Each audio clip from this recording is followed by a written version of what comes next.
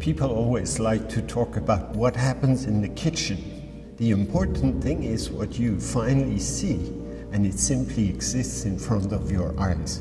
And that's the miracle of art. I haven't slept for a couple of days. I haven't slept because I was making all these scenarios in my head of how things were going to go. And now all these projections of how the sculpture is going to look, how the work is going to function in space, it's something that, whereas a young artist you work a lot with your instincts, but you've got to check.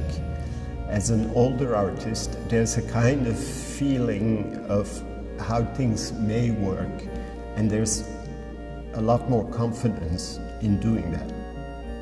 The show is a mixture of huge sculptures and very tiny objects, of pieces that I have made 20 years ago and works that just came out of the studio a couple of weeks ago.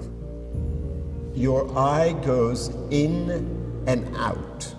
The thing is, you are drawn into certain works where you really have to sit down and look at the images to understand what it's about. And then next to those pieces, you've got very recent large portraits where the dialogue is very direct and I think very strong.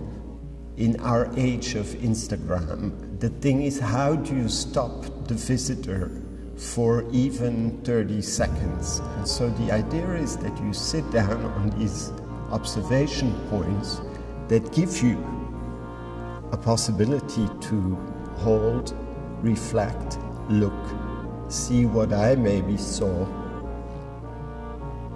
You take earth, a poor material, and you turn it through the miracle of fire into something that resists time.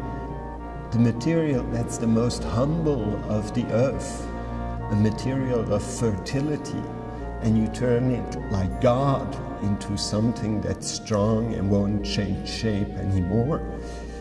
And at the same time, you've got the glaze. It's kind of gray liquid.